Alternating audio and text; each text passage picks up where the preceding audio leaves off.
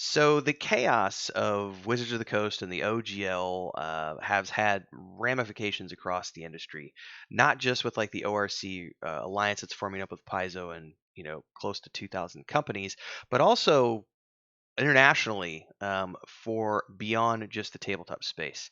The European RPG Studios Union has apparently formed as a result, and the article here says it emerges from the dust of D&D's OGL storm to promote RPGs as art and protect creators. And it's several independent studios in Europe who are behind this. And we're gonna read through all this so we could better understand what they've got going on. But I also think it's a very interesting time to be having this conversation because of what's going on with The Last of Us. If you haven't been paying attention to that kerfuffle, obviously the show is being very well received. It's amazing. I've loved the first two episodes. I mean, it is intense. It's so well done. But one of the co-creators, who obviously had sort of a not so great parting of ways with the studio after being with them for many many years, and he co-created The Last of Us characters and the first video game. He doesn't receive any credit whatsoever on the show, and he's not getting any residuals, any royalties, or anything like that. And he made a statement recently that, you know, there needs to be unionization in the video game industry, he says perhaps unionization in the video game industry would be a good thing to help avoid situations like this, where people aren't being given credit for their work and also not being protected under the rights that unions give them. And this announcement from the European RPG Studios Union ties into that conversation because they talk a lot about the protection of artists, which doesn't exist in the tabletop space in the same way that it does for, say, filmmakers or musicians. So if you've ever been involved in any sort of film or television production, you can't do anything without the approval of and the support of all of these different guilds and these unions. And they ensure that everyone gets paid fairly, that everything's insured and bonded and everything else. And there's so many conversations that happen about making sure that there's fair royalties for everyone involved, and that everyone's getting their cut and everyone's getting the credit that they deserved, so on and so forth. And that just doesn't exist in the tabletop space as much as it doesn't exist in the video game space, because we see a lot of video games coming out where creators aren't given credit at all because maybe they were a contractor and they left on unhappy terms, or they were fired or whatever, and that doesn't invalidate the work they've done. But they're not being given credit for that work. And this is somewhat what the RPG Studios Union is looking to solve. But there's also a greater objective here with them. And let's read through this press release here. It's over at Dicebreaker. So apparently, there's these three European studios: Studio Agate, the French team behind decorated Gothic RPG Shadows of Esteren, and a 5th edition powered sword and sorcery world or game named Fateforge; German publisher Urwerk Verlag, known for fantasy RPGs Splintermond and Malmsturm; and an Italian company, Acheron Games, whose maker of alt history RPG Lex Arcana, as well as the spaghetti fantasy Brancolonia and Inferno, which adopts the Hell of Dante's Divine Comedy for D&D 5th edition. Worth noting, I've not actually heard of any of these companies, but I'm not from the European Union, so it makes sense given how deep into the, sort of English language and US based companies I've been, especially because I've been out there telling everybody I've been a D&D kid since I was a kid. I'm not intimately familiar with all these other studios and other game systems and everything else. So this is all news to me, but it's opened my eyes, and I'm learning more about these companies and the initiative that they have, and that's a good thing. That's one of the big things about having controversy like this spring up, is it kind of sparks evolution, it sparks innovation, and it creates situations like the ORC Alliance and what we've got going on here with this European RPG Studios Union. So in a joint statement, they said that they're going to be working to promote role-playing games and advocating for the recognition of tabletop RPGs as a genre of literature and a form of art before national and European institutions, as well as hoping to work as protectors to help protect creators in the tabletop industry. The ESU, as they're being called, apparently told Dicebreaker that their efforts are going to include a push to enable eligibility for government subsidies like those offered to book, film, and video game companies, and to promote academic studies of RPGs and role-playing design courses within schools and universities. So this is another interesting component when it comes to, I don't know how much of, I'm sure it's a similar system in the European Union. I can speak to the US in terms of grants. There are so many grants out there that you can apply for. They all have different requirements and eligibility processes, but you can generally find grants to fit whatever project you want to work on within almost any space. Video games and movies and films and stuff generally have a bigger grant pool than tabletop. I can't speak to tabletop in specifics because we haven't gone looking for any tabletop grants yet.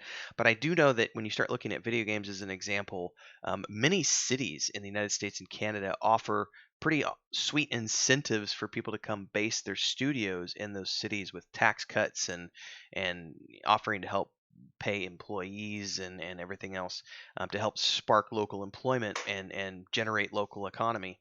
So that already exists. But tabletop, like I said, I'm not intimately familiar because even though we've been in the tabletop space for the past couple of years, my brother, my wife, and I, we've been developing. We haven't started actively marketing yet. And our tabletop game came out um, last May, in May of 22.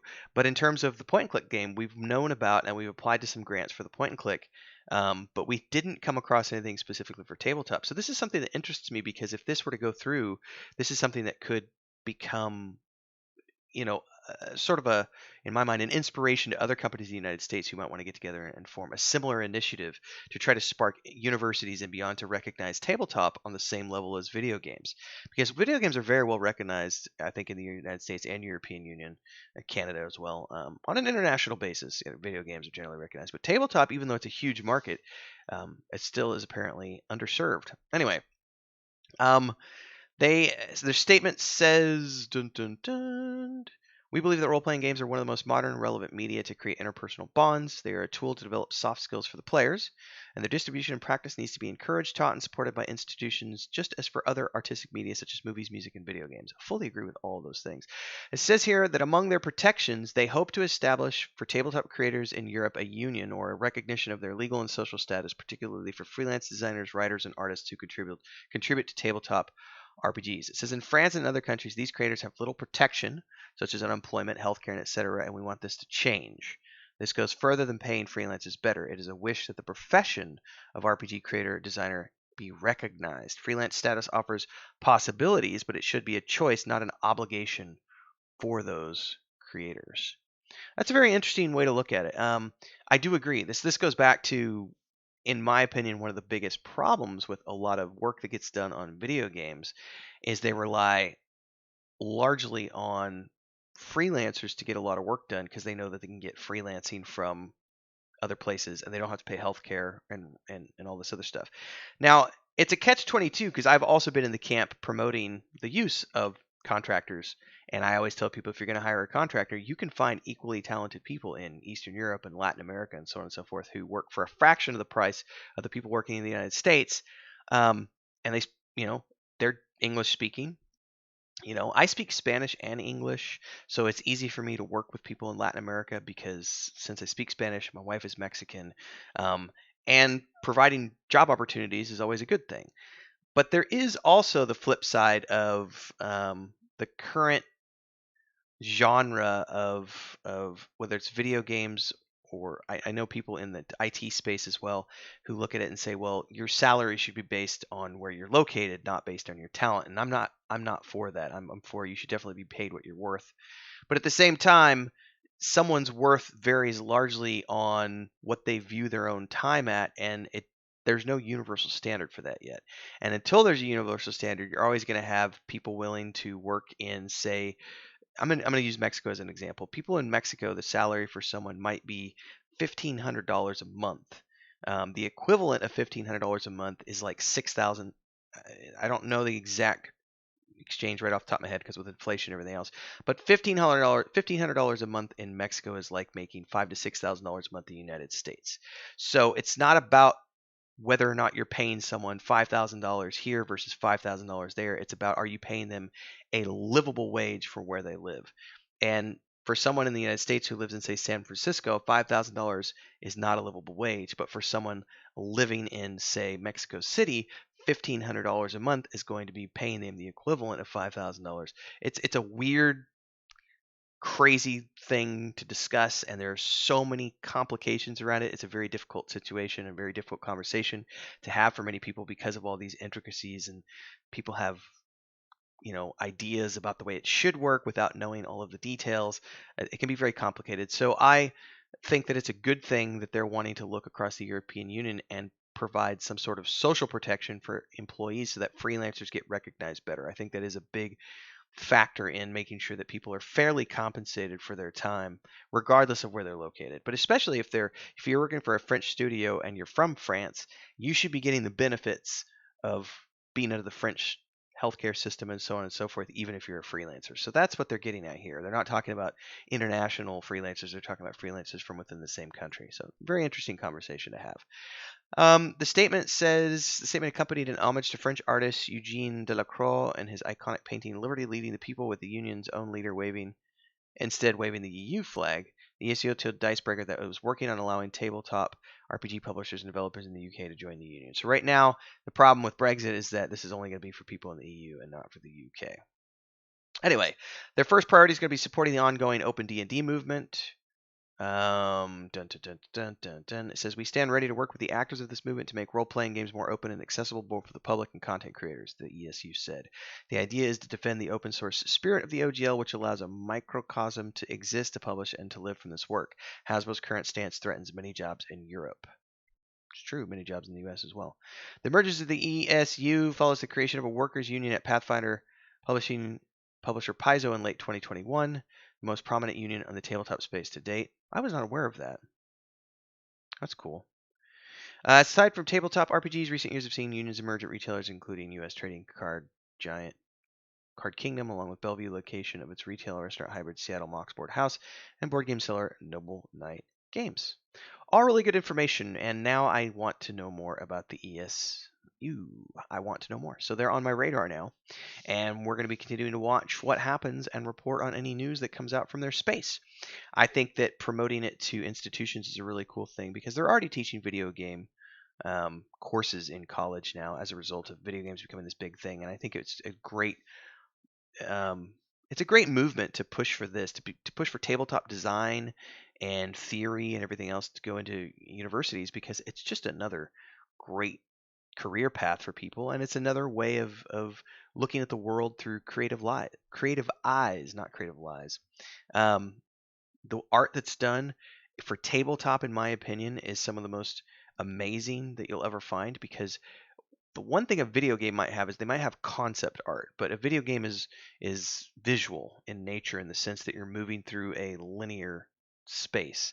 Whereas, and so it's not about the concept art so much as it is about the environments that you're creating within that 3D space. Whereas with tabletop, it's very much about the written word, which is very important from a writing, editing, and design standpoint, the rules and everything else. But art, in my opinion, because I can't draw, and so I'm fascinated by people who, like my wife, who can draw, who can do art. And I think that tabletop in particular is one of these areas that one of the reasons people love to own tabletop books physically, even though they can just play them with a PDF, is because of the artwork. So you're getting this giant, 200-page book in most cases that's just full of hundreds of images from, dozens of creative talent around the world. And that's something that I hope never goes away, and I would love to see that promoted more in universities as well. So it's a great initiative. I'd love to hear more. Hopefully we'll know more soon. So in the meantime, if you like this kind of stuff, don't forget to like, subscribe, hit that bell icon, support if you can below in all the ways mentioned. Don't forget we also have a Patreon page for our own tabletop world, point and click game and fantasy series. There's also a Discord channel. All the links are down there. Till next time, everybody, stay safe and happy gaming.